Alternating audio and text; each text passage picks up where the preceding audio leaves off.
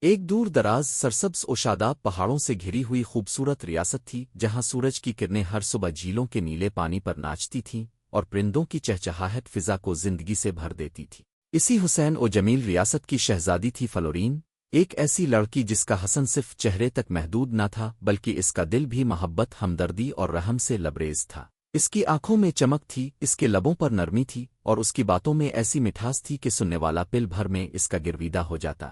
Fluorine روزانہ محل کے قیمتی لباس چھوڑ کر سادہ کپڑوں میں گاؤں جاتی، جہاں وہ بچوں میں امٹیاں باندھتی، بیواؤں کو اشرفیاں دیتی اور بیمار بچوں کے سر پر شفقت سے ہاتھ رکھتی۔ جب وہ محل کے باغ میں آتی تو پھول تک جیسے جھک کر اس کا استقبال کرتے۔ وہ خود اپنے ہاتھوں سے ہر صبح رنگ برنگے پھولوں کو پانی دیتی، ان سے باتیں کرتی جیسے وہ اس کی خاموش تنہائی کے ساتھی ہوں۔ مگر ان سب روشنیوں کے بیچ بھی فلورین کی آنکھوں میں ایک اداسی چھپی رہتی، ایک ایسی خاموشی جو صرف رات کے وقت چاند کی چمک میں ابھرتی تھی۔ وہ اکثر محل کی چھت پر جا کر آسمان کی طرف دیکھتی جیسے کہ کوئی اسے وہاں سے پکار رہا ہو۔ وہ دل ہی دل میں کسی ایسے سچے دوست، کسی ہمراز، کسی ایسے ہمسفر کی تلاش میں تھی جو اس کی دنیا کی چمک دمک سے نہیں، اس کے دل کی گہرائیوں سے پیار کرے۔ ایک رات جب سب سو چکے تھے، فلورین محل کے باغ میں چپ چاپ بیٹھی تھی۔ اچانک آسمان سے ایک روشنی نیچے آئی اور ایک نیلا چمکتا پرندہ اس کے سامنے آ کر بیٹھ گیا۔ وہ پرندہ عام نہیں تھا، اس کی آنکھیں انسانی جذبات سے بھری ہوئی تھیں۔ کیا تم مجھ سے بات کر سکتی ہو؟ پرندے نے نرمی سے کہا۔ فلورین حیران ہوئی۔ تم بولتے ہو؟ پرندے نے سر ہلایا۔ میں دراصل ایک شہزادہ ہوں، ایک جادوگرنی نے مجھے اس شکل میں قید کر دیا ہے۔ فلورین کی دھڑکن رک سی گئی۔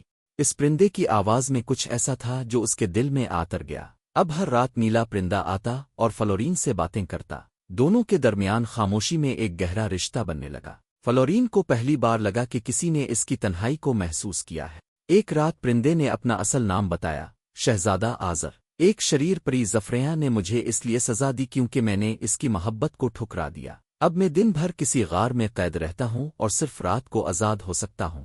زفریاں نے جب دیکھا کہ آزر اور فلورین ایک دوسرے کے قریب آ رہے ہیں تو اس کا دل جل اٹھا۔ ایک رات جب فلورین اور آزر باغ میں مل رہے تھے تو اچانک آسمان پر بادل چھا گئے اور بجلیاں گرنے لگیں۔ زفریاں فضا میں نمودار ہوئی اور چیخی، اگر فلورین نے دوبارہ تم سے ملاقات کی تو میں اسے پتھر بنا دوں گی۔ آزر نے دکھ بھری نظر سے فلورین کو دیکھا اور پھر اڑ کر چلا گیا۔ فلورین نے عہد کیا کہ وہ آزر کو آزاد کروا کر رہے گی۔ اس نے اپنا تاج اتار دیا، محل چھوڑ دیا اور عام لباس پہن کر ایک طویل سفر پر روانہ ہو گئی۔ اس کے پاس صرف ایک اشارہ تھا، نیلی روشنی والا پہاڑ جہاں آزر قید تھا۔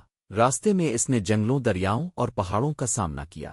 کئی بار زخمی ہوئی، بھوکی رہی، مگر اس نے ہار نہ مانی۔ سفر کے دوران فلورین کو ایک بوڑھی عورت ملی جو دراصل ایک نیک دل جادوگرنی تھی۔ اس نے فلورین سے کہا، زفریہ کو صرف ایک چیز شکست دے سکتی ہے، وہ ہے سچا پیار جو بغیر کسی لالچ اور شرط کے ہو۔ اس نے فلورین کو ایک جادوئی نیلا پھول دیا۔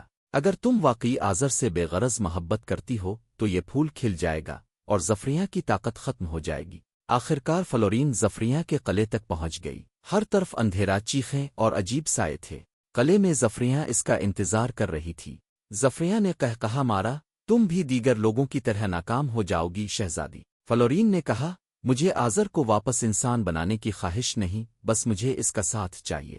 یہ سنتے ہی جادوئی پھول روشن ہو گیا اور اس کی روشنی سے پورا قلعہ چمک اٹھا۔ زفریہ کی چیخیں گونج اور وہ دھواں بن کر غائب ہو گئی۔ آزر کی پرندے والی شکل ختم ہو گئی۔ اس کی جگہ ایک خوبرو نوجوان شہزادہ فلورین کے سامنے کھڑا تھا۔